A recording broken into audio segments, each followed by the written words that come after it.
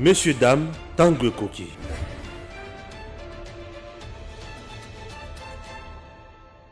Nous sommes là à bord des Congo Airways. Chers compatriotes, Congo Airways, le léopard volant, fait toujours son travail.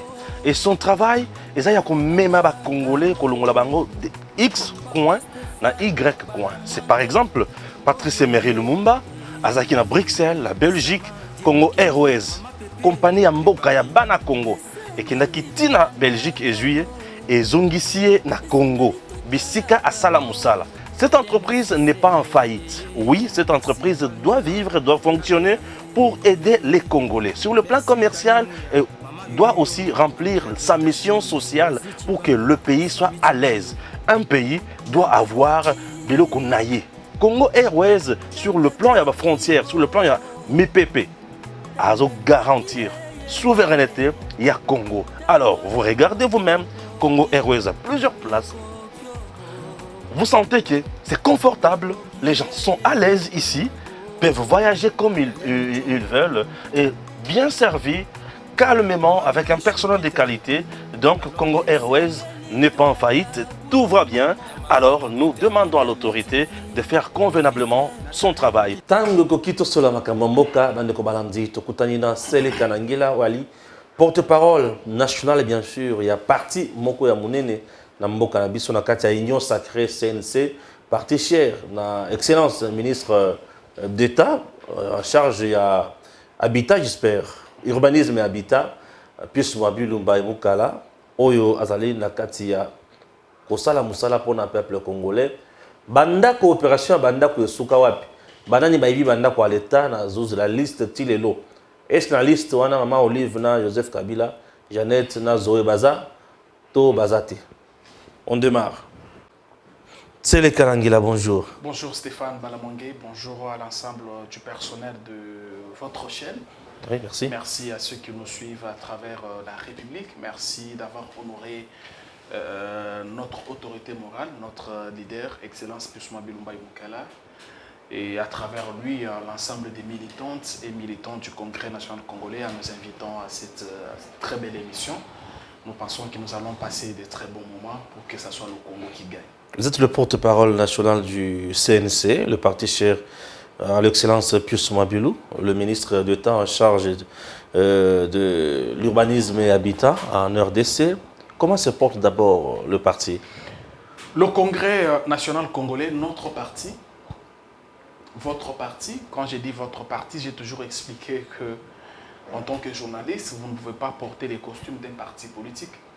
Mais j'ai toujours dit que chaque Congolais se retrouve dans le combat qui est mené par Pius Mwabilu Mbaye Mukala avec le Congrès national congolais, le combat qui voudrait que le Congo accède à une gouvernance axée sur l'intérêt général, parce que nous pensons au CNC que les filles et le fils du Congo, quel que soit leur niveau d'études, leur tribu, leur appartenance politique, ils ont tous droit au chapitre. Et donc, il faut mener ce combat-là.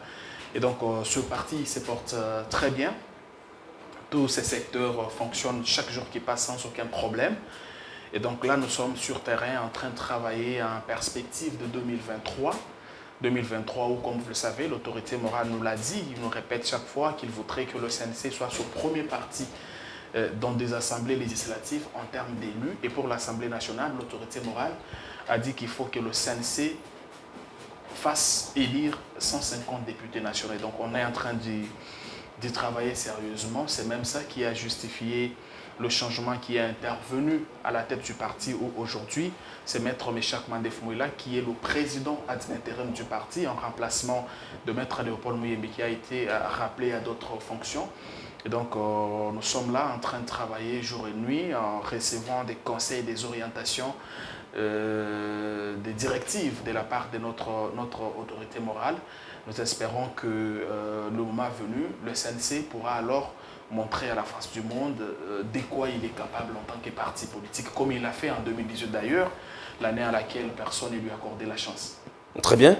Le CNC est au sein de l'Union Sacrée. Vous soutenez la vision du chef de l'État. Et nous assumons son bilan. Vous assumez le bilan. Ah, vous êtes du moins conséquent.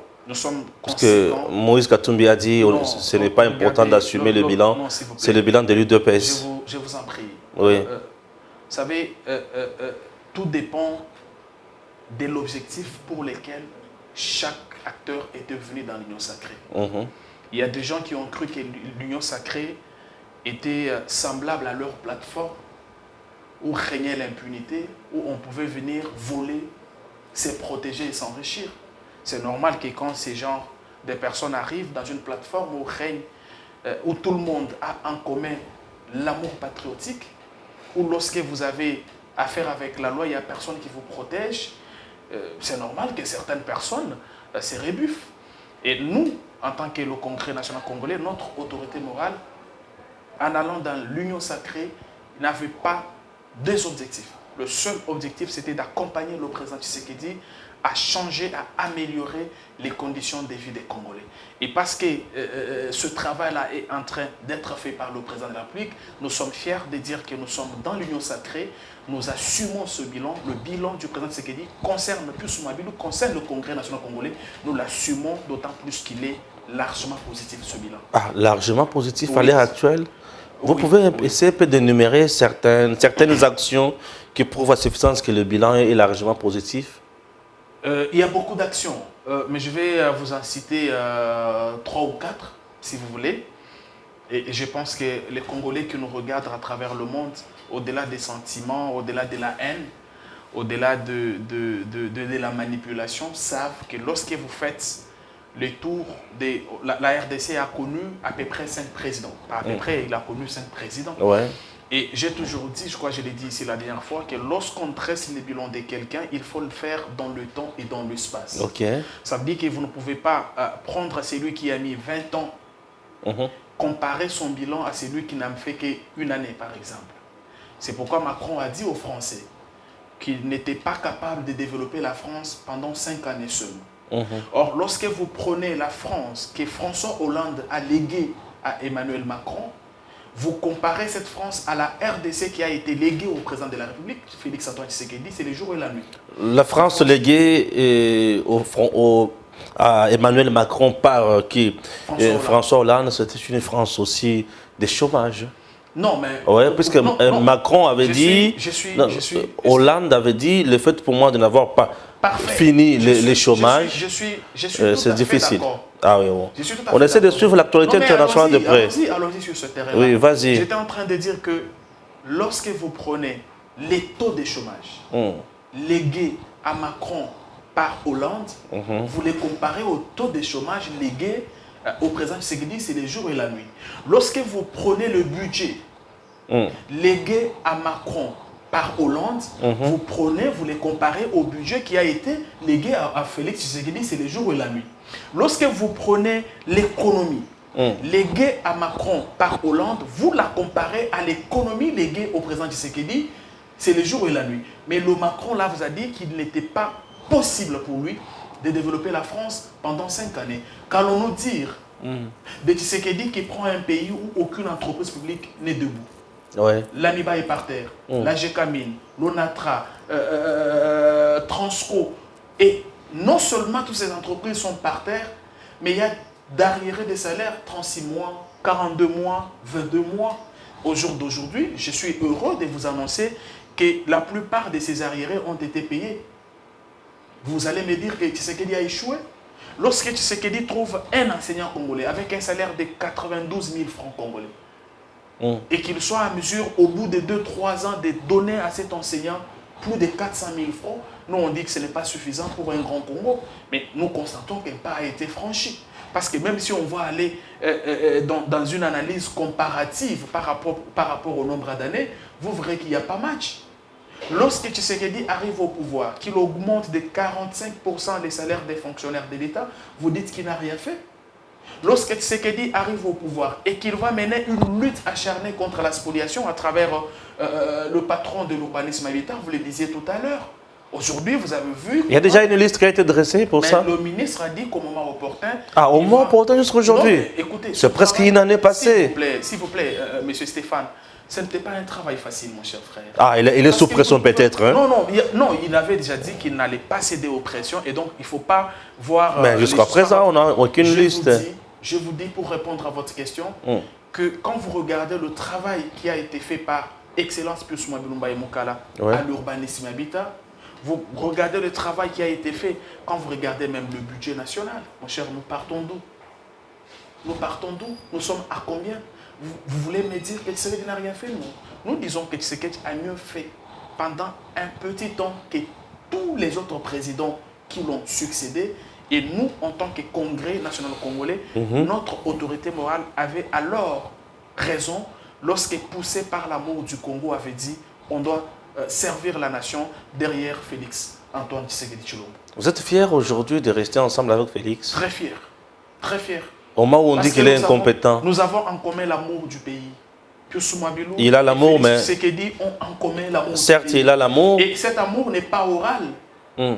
Parce que l'amour, il faut l'éprouver par les gestes.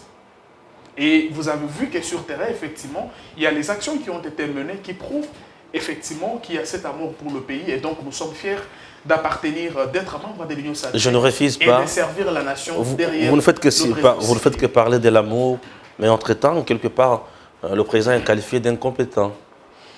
Ben, mais, je pense qu'il faut que les gens qui les disent vous en donnent les contenus.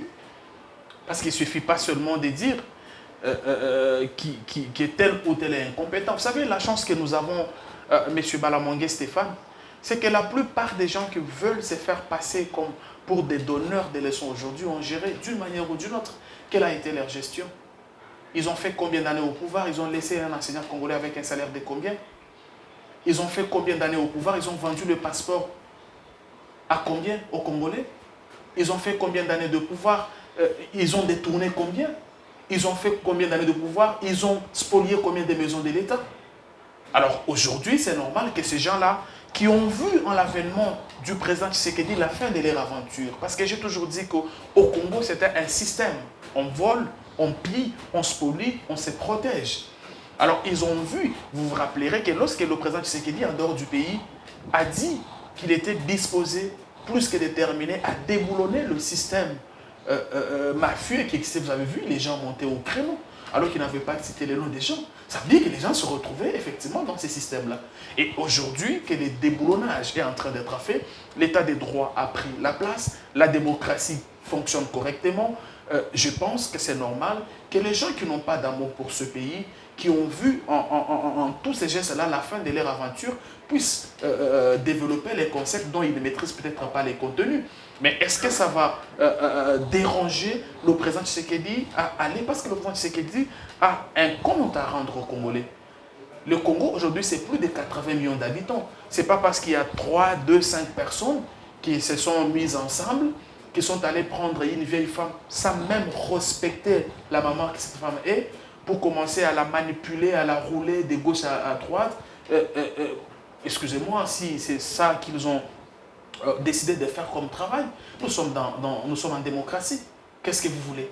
Mais nous avons l'impression aujourd'hui que certains opposants sont sous menace en quelque sorte. Quel est Parce que l'opposant lorsque qui est le sous président, menace? par exemple, dit récemment devant la communauté congolaise qui vit au niveau du Tchad, nous allons ouvrir bien sûr toutes les portes de nos prisons pour y mettre tout le monde qui va dire des choses pas vraies. Vous ne voyez pas que c'est une menace en quelque Le sorte? président n'a pas dit ça, mon cher frère. Vous savez, nous, au Congrès national congolais, Pius Mwabilou se bat pour les valeurs républicaines. Et quand vous regardez la vie qu'il a menée, depuis qu'il fait la politique, il ne fait pas la politique politicienne, il fait la politique pour que les autres se retrouvent. Voilà pourquoi au CNC, il n'y a pas que les débats politiciens, il y a aussi les débats éducatifs, il y a les débats économiques. Parce que Pius Mwabilou, quand il a créé ce parti, il a voulu faire du parti, du CNC, un instrument éducatif, économique et même politique. Il ne suffit pas seulement de raconter les choses sur les gens, parce que peut-être on n'aime pas la tête de telle ou de telle personne.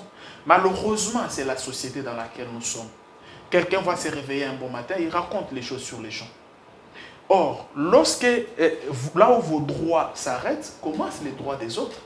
Si vous dites par exemple que Stéphane a volé, c'est bien bon. Parce que la justice, le procureur est à la quête des infractions. Si vous vous réveillez un bon matin, vous dites, il y a un plan mis en place pour tuer telle ou telle autre personne. C'est normal. Mais est-ce que ce n'est pas logique qu'après avoir fait ce genre de déclaration, que la justice, que les procureurs qui cherchent ou qui recherchent les infractions vous fassent venir pour savoir si vous pouvez avoir les éléments pouvant l'aider à initier les enquêtes. Mais lorsqu'on vous appelle et qu'on réalise que c'était un discours mensonger, cousu parce qu'on a besoin de diaboliser, cousu parce qu'aujourd'hui on fait partie d'un club des anciens pilleurs de la République. Parce que quand vous regardez l'opposition en RDC aujourd'hui, je suis désolé de le dire, vous avez l'impression qu'il s'agit d'un club des anciens pilleurs de la République, qui ne font pas l'opposition parce qu'ils veulent que le pouvoir en place travaille pour l'intérêt du peuple, mais qui font, je ne sais pas si je vais appeler ça opposition, dans les soucis, soit d'obtenir l'accompagnement dans le cas de ce qu'ils ont l'habitude de faire, c'est-à-dire piller la République, appauvrir les Congolais, ou à la limite, revenir, non pas pour servir, mais pour se servir davantage parce qu'ils ont vu à l'avènement de l'actuel régime la fin de leur aventure. Quand vous regardez l'opposition, ceux qui se font passer pour opposants actuellement, Stéphane Balamongue, vous êtes un grand journaliste, vous avez l'impression que vous avez affaire aux anciens pilleurs de la République. Presque tous. Presque tous. Non, mais le Fayou n'a jamais géré, quoi. Ben, moi, je ne suis pas ici pour faire les débats autour des noms des gens. Demander aux gens qui ont pris ou qui ont participé aux élections des gouverneurs dans cette ville, ils vous diront le rôle que chacun avait joué. Non, ça, ce n'est pas géré. Et en contrepartie, non, mais qu'est-ce que vous appelez anti-valeur? C'est ça que nous combattons. C'est ça que nous combattons. Nous ne voulons pas un Congo où les anti-valeurs vont être consacrés. Nous voulons un Congo où les antivaleurs sont combattus, comme c'est le cas actuellement. Voilà pourquoi nous accompagnons. Mais vous aussi, vous avez quitté Joseph Kabila, puisque d'ailleurs, certaines langues disent que le CNC, c'était un parti satellite ou mallette créé par Joseph Kabila pour contourner l'opposition. C'est faux et archi faux. Parce que si c'était le cas, alors le CNC allait se retrouver dans l'opposition. Vous connaissez les partis qui ont été créés pour jouer ce sale jeu-là. Et vous savez ce qui est arrivé par la suite. Le CNC, la création du CNC était la suite logique du combat que mène son leader. Parce que lorsque vous fouinez, vous regardez ce qu'il a eu à faire, vous verrez qu'il a combattu les antivaleurs. Mais comment vous allez combattre les antivaleurs si vous êtes dans un environnement où les antivaleurs constituent un mode de vie? Il fallait alors créer le CNC pour se battre, rester fidèle à ce combat-là, le combat des valeurs, le combat de la démocratie, le combat de l'intérêt général. Voilà pourquoi au CNC on dit il n'est jamais bien d'être heureux tout seul. Vous comprenez? Et donc, quand vous regardez, vous lisez même la lettre qui a été adressée au président du PPRD par notre autorité morale, la lettre dans laquelle il lui exprimait son souci de quitter le PPRD à l'époque pour créer le CNC et continuer son combat.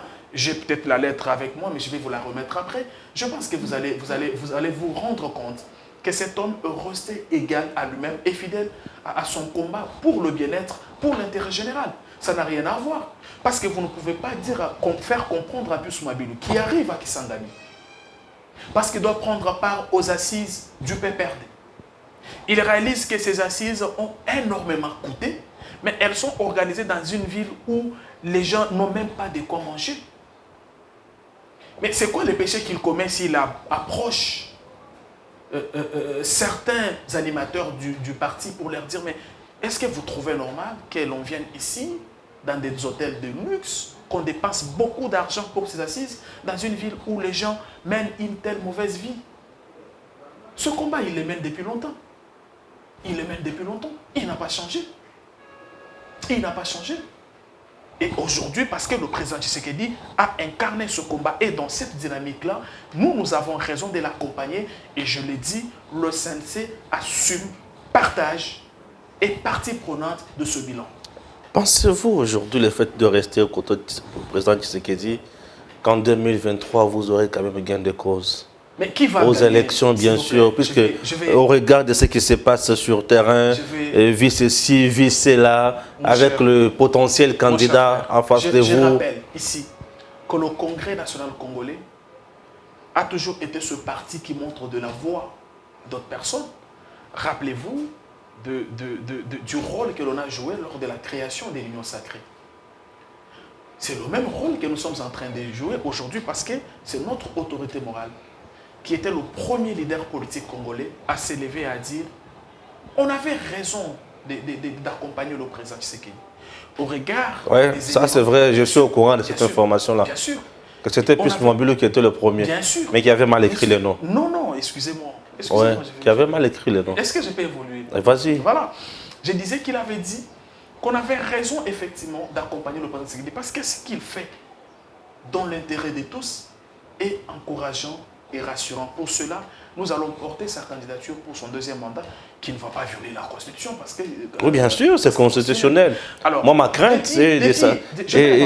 Et de les voir passer encore en 2023. Depuis cette option levée par notre autorité morale, relayée par notre regroupement politique Alliance pour l'avenir, relayée par notre parti, le Congrès national congolais, nous sommes restés focus sur cet objectif. Vous avez suivi, notre leader le rappelait lors de l'installation du nouveau bureau politique. Vous avez suivi le président intérim Meshak Mandef Mouela le rappeler lors de sa désignation comme président intérim du parti au cours d'une réunion très importante de membres du bureau politique. Vous avez suivi le président de la Ligue de jeunes du CNC le rappeler à Lubumbashi lors d'un atelier de formation à l'intention de jeunes. Je vous apprends que le président va entamer une tournée, je crois, dans les prochaines semaines dans le Congo profond pour effectivement faire comprendre aux militantes et aux militants du Congrès national congolais le bien fondé de la candidature du président Tshisekedi pour son deuxième mandat constitutionnel. Alors, mais quand vous regardez l'arsenal politique actuel en RDC, quand vous regardez le travail qui a été abattu par le président Félix Antoine Tshisekedi Tshilombo, nous venons d'où? Un budget de 700 millions de dollars, 3-4 milliards de dollars pendant toutes ces années. 3 ans, nous sommes à 11 milliards.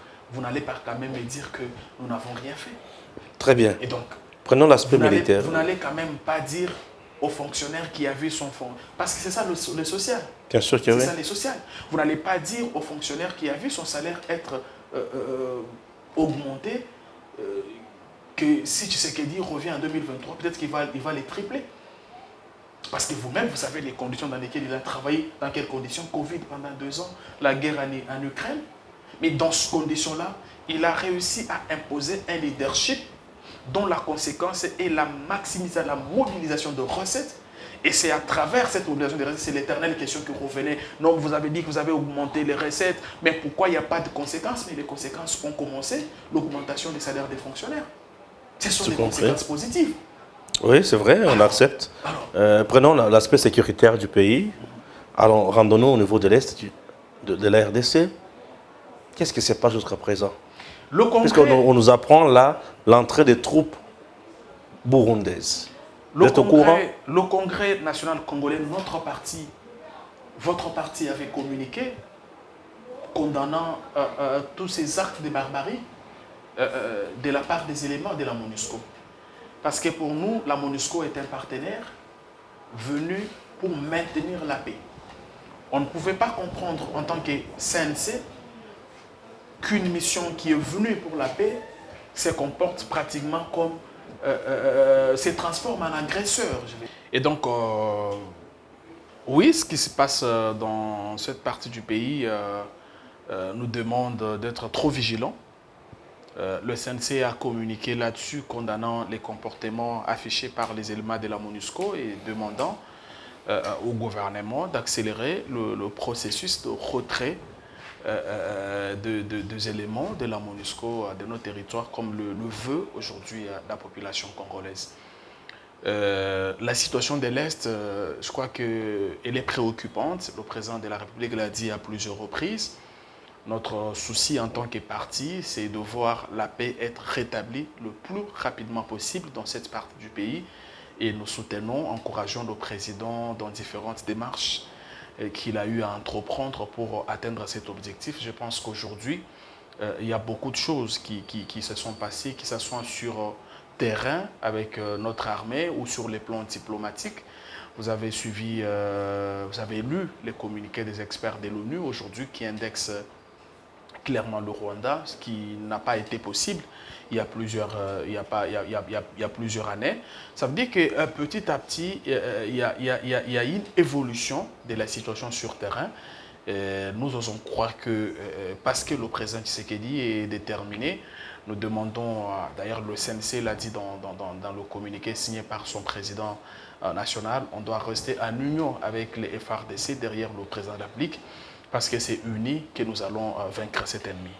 Pourquoi nous parler de l'évolution au moment où Martin Fayulu tweet même en disant que l'affaire M23 c'est de la pure distraction et qu'il est souhaitable aujourd'hui d'élever l'état de siège dans ces deux provinces qui n'apporte absolument rien à la situation qui se passe là-bas.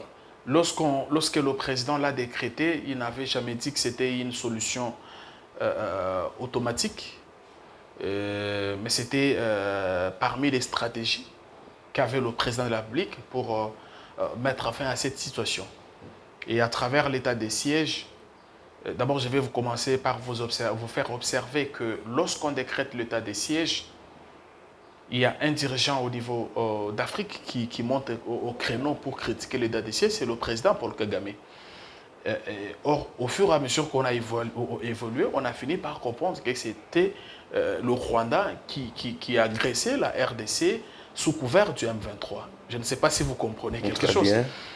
La deuxième chose, c'est que l'état des sièges était la fin de la récréation. Récréation dans les vols des minéraux, fin de la récréation dans tout ce qui était comme antivaleur. Parce que dans cette partie du pays, vous avez plus d'une fois vu les véhicules des organismes avec des minéraux, ainsi de suite.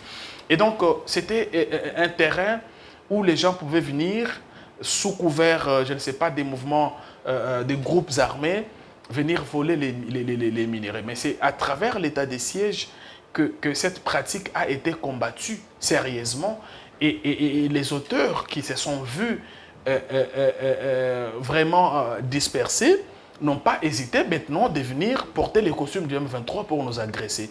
Attends, c'est à nous de protéger notre territoire avant que les autres ne viennent. Vous avez vu, lorsque le président, à travers le travail diplomatique, a réussi par indexer les Rwandais, vous avez vu les experts de l'ONU nous suivre.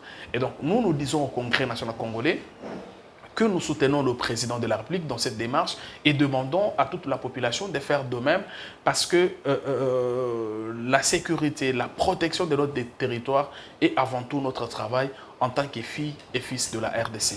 Quittons l'est du pays, prenons d'ailleurs l'avion Congo Airways pour atterrir en Djili, n'est-ce pas? Et là, nous sommes en Djili, aéroport qui ne répond même pas aux normes internationales. Mais vous voulez qu'on fasse quoi? Vous ne parlez que de Djili, allez à l'aéroport de la Loano. Si vous entrez au salon d'honneur, vous avez l'impression que vous êtes assis dans une cabine publique.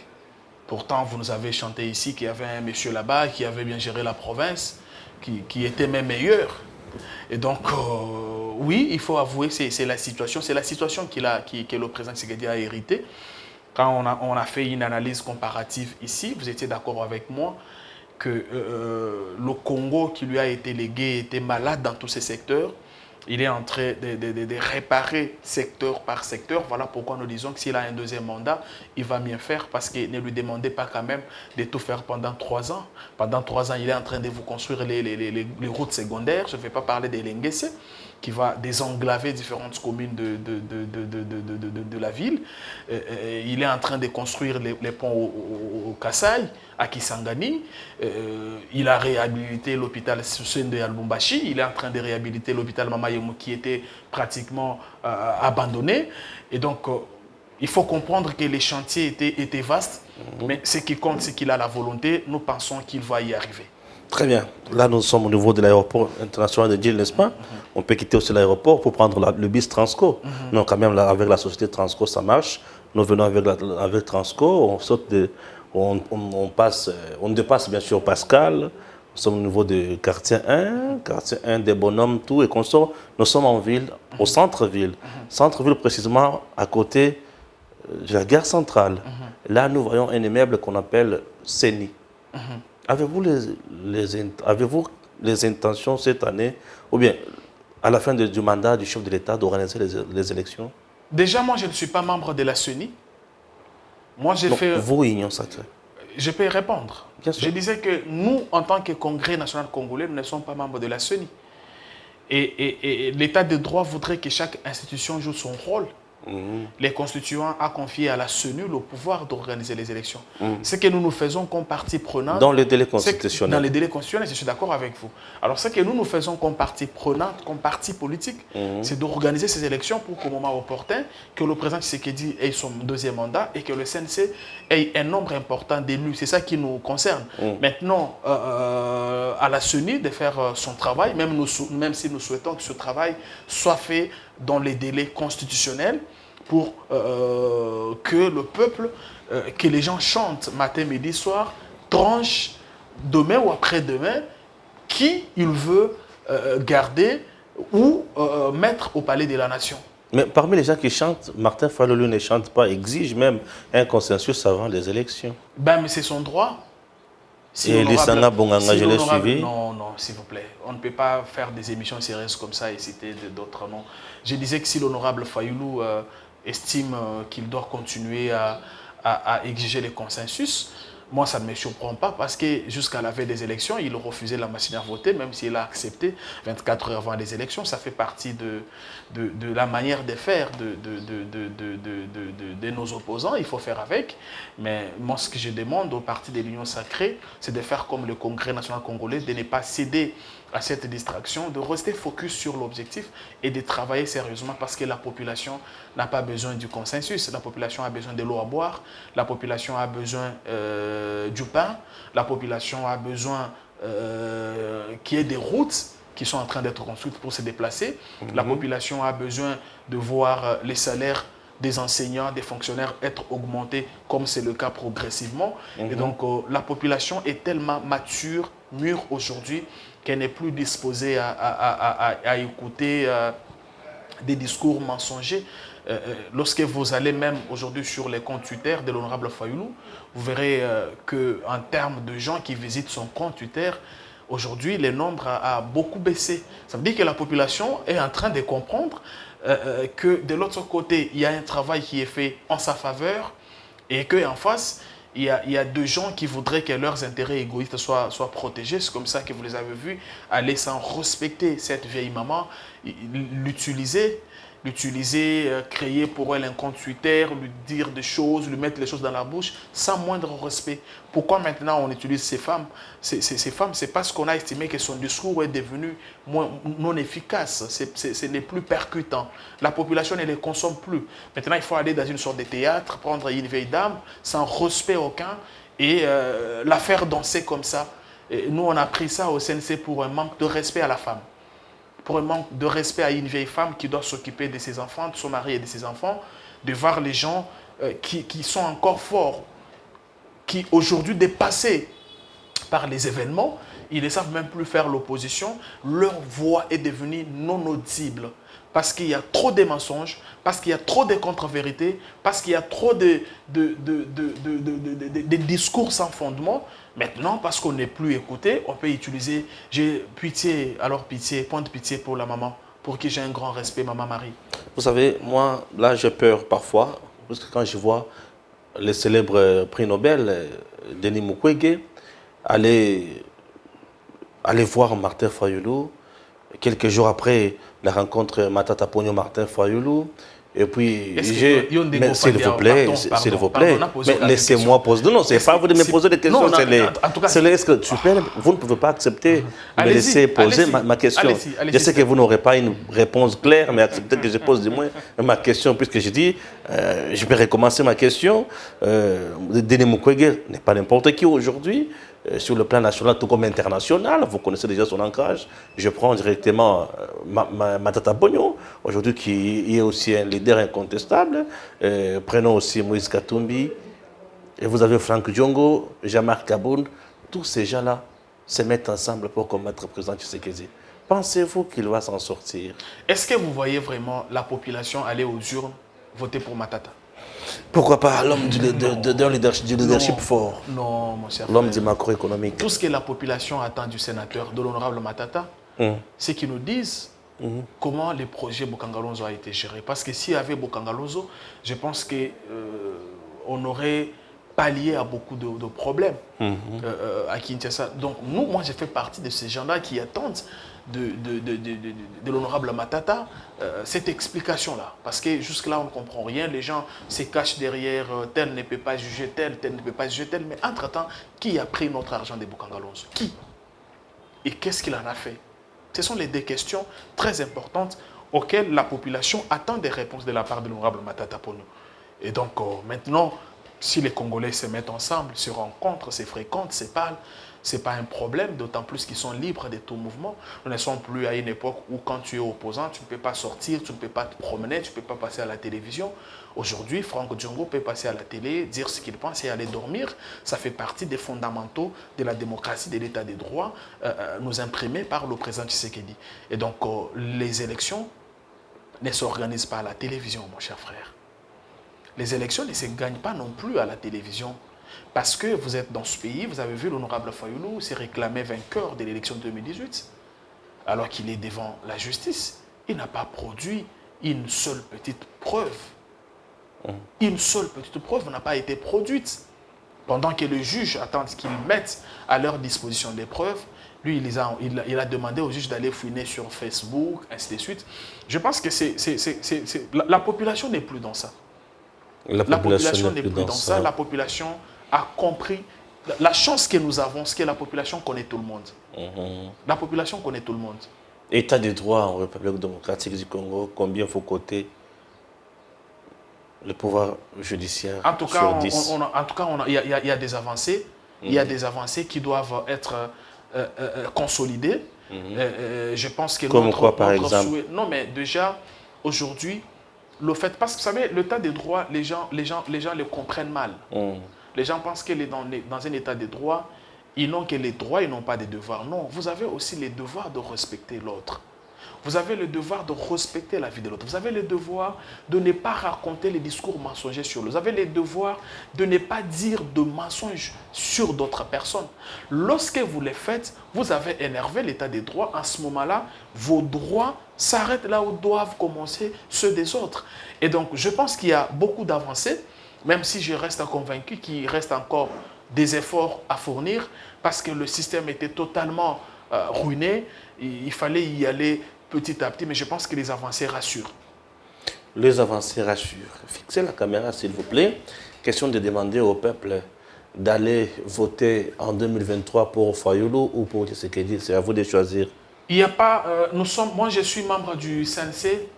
Opius Mabilo prône le respect des valeurs, prône le respect des institutions, prône l'amour de la patrie, prône le travail, les efforts, l'unité pour que le Congo gagne. Ce n'est pas encore un moment électoral, chers Congolais. Le moment venu, lorsque la CENI aura fait son travail, vous nous verrez certainement vous dire pourquoi nous avons décidé de porter la candidature du président Tshisekedi pour son deuxième mandat. J'ai donné quelques éléments ici, c'est qu'avec lui, aujourd'hui, dans tous les secteurs de la vie sociale, de la vie nationale, il y a un changement, il y a un nouveau vent qui souffle. Il y a un nouveau vent dans le secteur de l'enseignement, il y a un nouveau vent dans la magistrature, il y a un nouveau vent dans le social, il y a un nouveau vent, même à l'enseignement universitaire, on n'avait jamais vu les professeurs retraités, les professeurs émérites être aussi honorés. La crème être aussi honorée. Vous réaliserez avec moi qu'il y a un changement dans chaque secteur de la vie nationale et que si nous avons un deuxième mandat pour le président Tshisekedi, je pense que le changement sera global.